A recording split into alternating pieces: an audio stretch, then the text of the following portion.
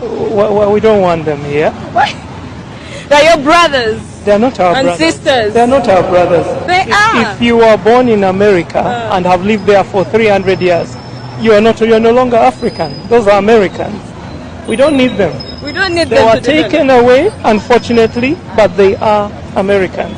We will develop by ourselves. Yeah, we have the capacity, we have the will, we have the resolve. We don't need them. No. I totally agree with you. Thank you so much, sir. Thank you.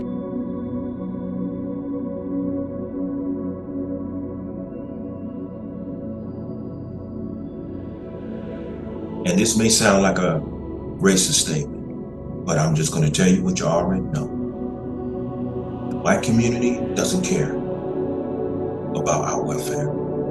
The Africans that y'all spend a whole lot of time trying to connect with, they don't care nothing about us. The so-called African American, which a whole lot of us are finding out, and a lot of us are not even from Africa. Okay? And even if we were, Africans don't care nothing about us. Oh, I want to go to the motherland. The folks don't care about you.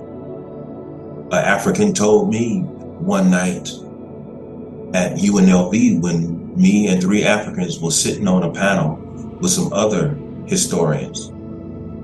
I believe this was in 2003 at UNLV right out here in Las Vegas. They told me 3 generations after slavery, Black people in this country can no longer claim Africa because you do not know the culture. In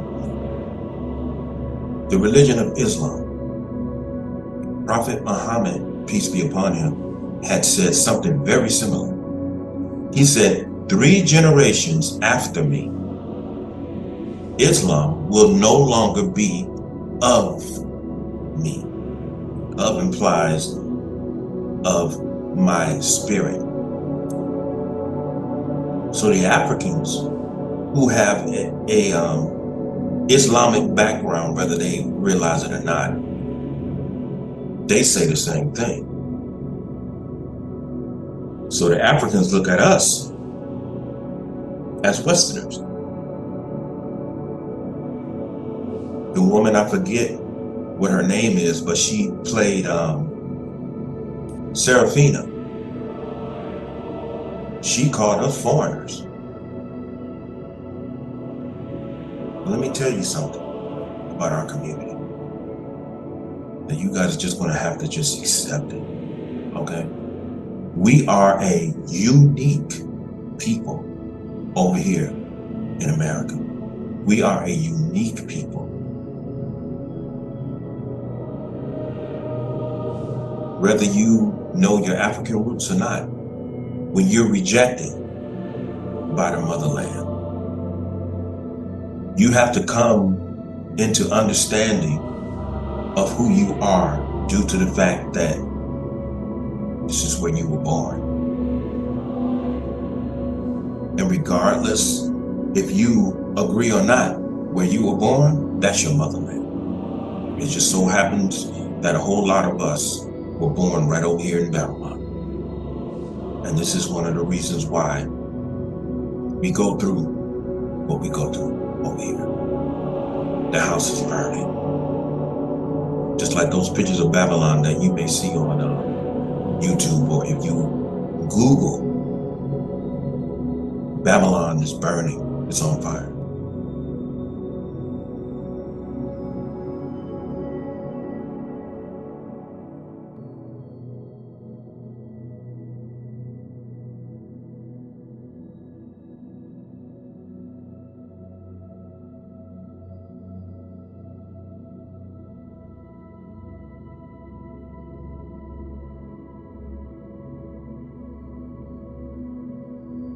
They had asked me in your last video when you was talking about into the passport bros, they said, we noticed you didn't bring up Africa when you told them in their traveling, you know, the certain areas. He said, we noticed that you never mentioned going to Africa. What for? What for? I mean, if you observe the African women over there, they're caught up in the same filth and mischief as the black women over here in America. So go over there for what? What you going over there to Africa for? You might as well stay here. The African women are trying to be as the black women over here. So what you going over there for? And then you have some black women over here talking about the reason why we twerk is because it's an African dance and all of that. You know, I've studied African dance. And the way those movements over there, those movements meant something. They have a symbolic meaning behind a whole lot of those moves. Over here, it's just filth. It's just over here, it's just, everything is perverted over here. And in Babylon, it's perverted.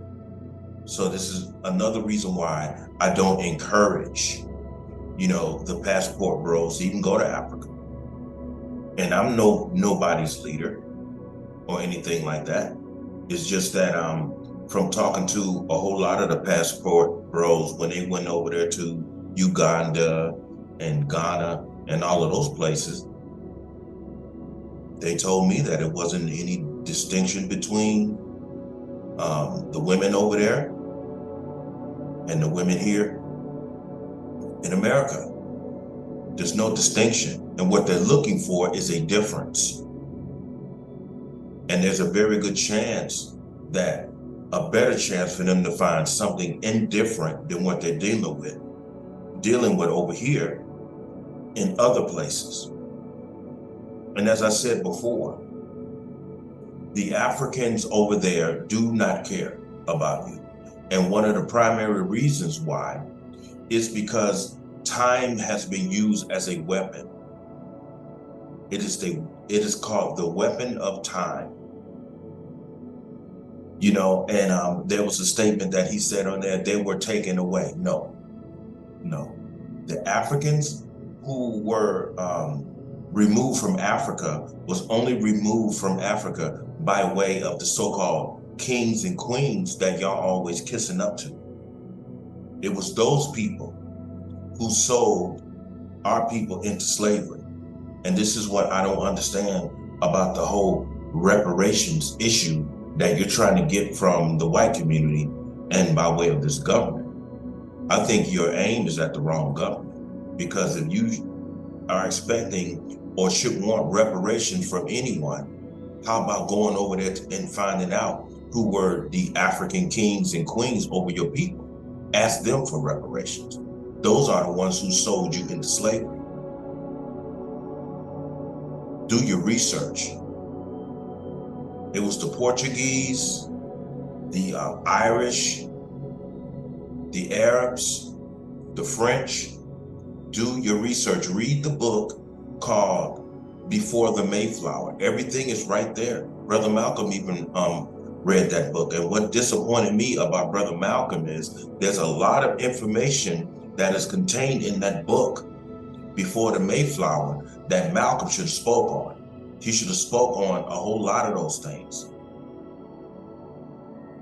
And a lot of us would find out that slavery was actually a business. And when they found out in Arabia, Portuguese,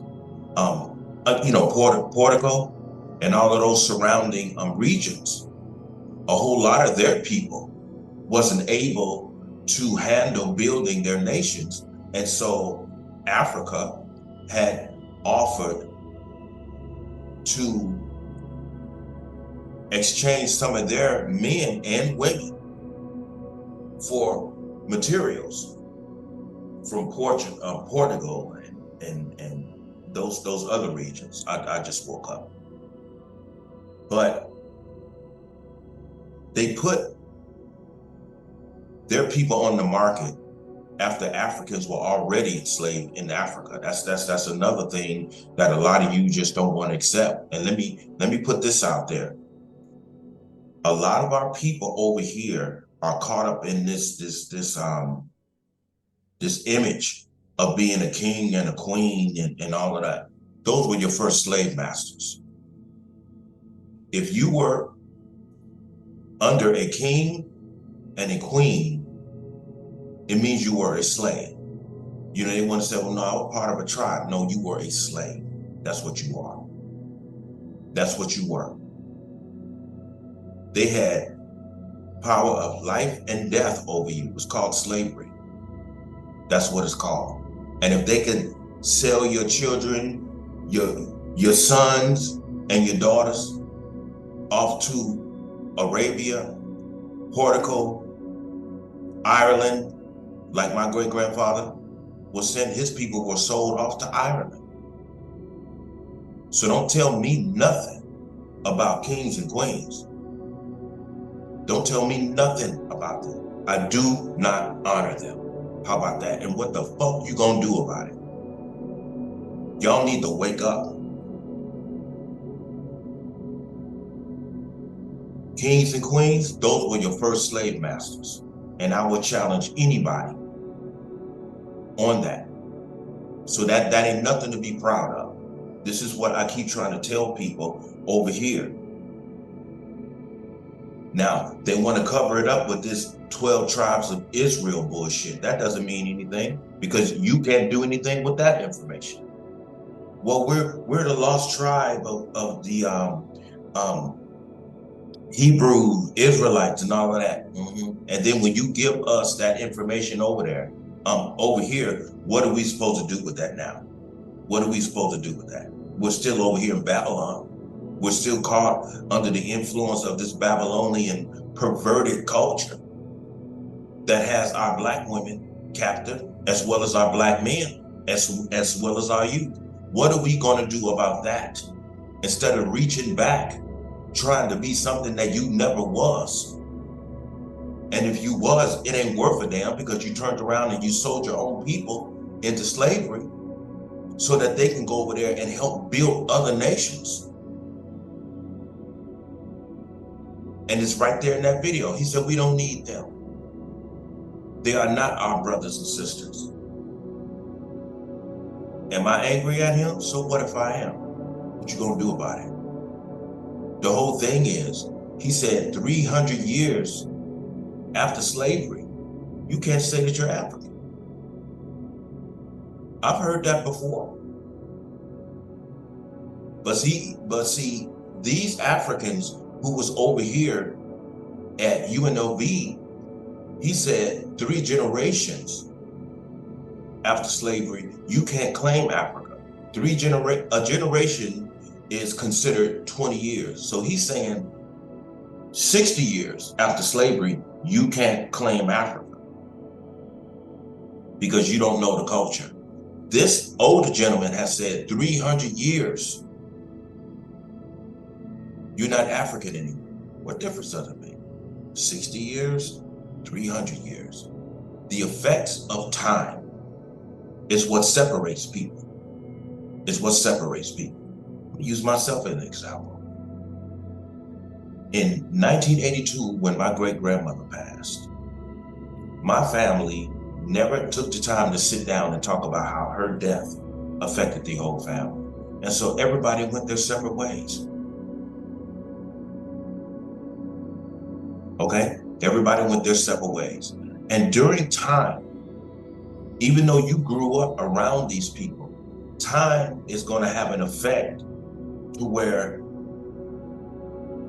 your emotional and psychological attachments are going to diminish. And so when people who you grew up with in the same house, once they pass on, it's going to have a less effect on you. Because some of the people who I grew up in the same home with, when I found out that they passed on, due to the fact that the family didn't stay together mentally and emotionally, didn't have an effect on me. And these were my uncles and my aunts. So I'm saying to myself, okay, is it that I didn't love them? Yeah, I loved them. But the whole thing was, Time has a way of detaching yourself from people, not only physically, but emotionally and psychologically. And this is what happened in the case of slavery. And this is why the Africans feel the way that they feel. And the reason why and because of the way that they feel what they feel, this is the reason why a whole lot of Black people in this country, we feel the way we feel towards them. Because it's called the weapon of time. If you separate a people long enough, then they'll lose touch with one another. So it's divide and conquer. Conquer what? The connection, the psychological and emotional connection. That's what you're conquering. You separate a people first physically, and during time, if you keep them apart and you keep everybody confused, you're going to conquer them psychologically and emotionally. That's what the weapon of time is all about. And then if you throw religion and politics in there, that's the icing on the cake right there. And that's another reason why we have the problems that we have in today. And those problems of divisiveness stirs up a whole lot of anger and resentment between us and our people. Now, the passport bros, like I said, I support them. The reason why I did not encourage them to go over to Africa, which does not mean that they won't, because like I say, I'm nobody's leader, don't want to be nobody's leader. But if you are looking for something indifferent to what you're dealing with over here in America, Africa is not the place. If you're looking for women who are more culture-based, feminine, delicate, kind, don't go to Africa, because they're not there. Because if you be honest, if you look over at the African women,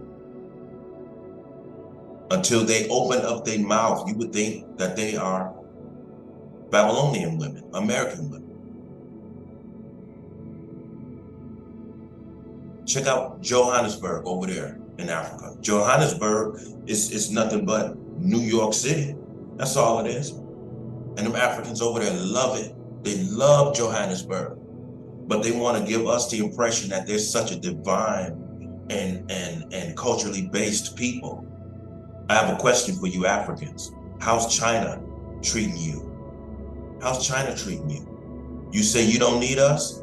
How is China treating you? Has China got her foot out of your ass? Yeah. China came over there, you practically gave China Africa. And people like us, we marched, fought, bled, and died so that you could come over here in America and benefit off of what you have this day.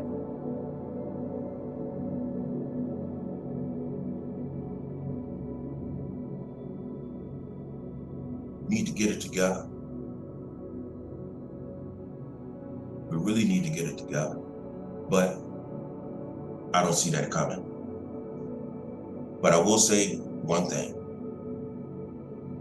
We Black people over here, who was implanted over here by way of the real Babylonians, the Africans, who sold you to other people so that these other people may build their nations off the blood and sweat of our ancestors, okay? The ancestors who were part of the tribe. I ain't talking about these so-called kings and queens that y'all love so much. I'm talking about the people who were sold into slavery by these so-called kings and queens that y'all are always walking around here with your chest all poked out, talking about, oh, well, those are, we come from kings and queens. No, you don't. You come from a tribe. And you were sold into slavery by these so-called kings and queens. That's where you're from. So once you understand exactly not only where you come from and how you got here, then all of this fighting amongst one another, it should end. And we should find out some way to coexist over here and build another nation of people, not off the filth of hip hop, which is rooted in Babylonian filth. I'm just gonna say it, and you can come after me if you want to. And I ain't looking for nobody's attention. But the whole thing is, we are a unique people over here in America.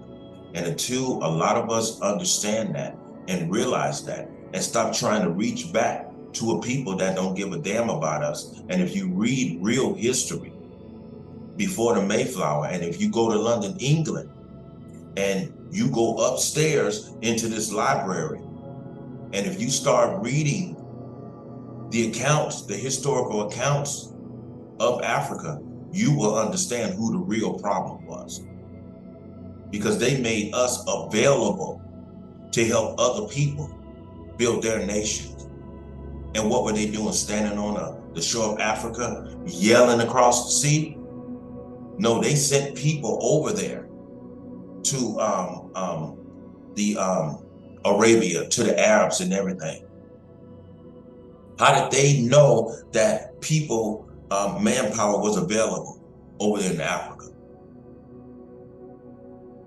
They made us available for them, for manpower. So if you want reparations from anyone, then how about going over there to Africa and try to find the kings and the queens who sold you into slavery? You ask them for reparations. If you want to find your roots, you're going to be face to face with some people who owe you something.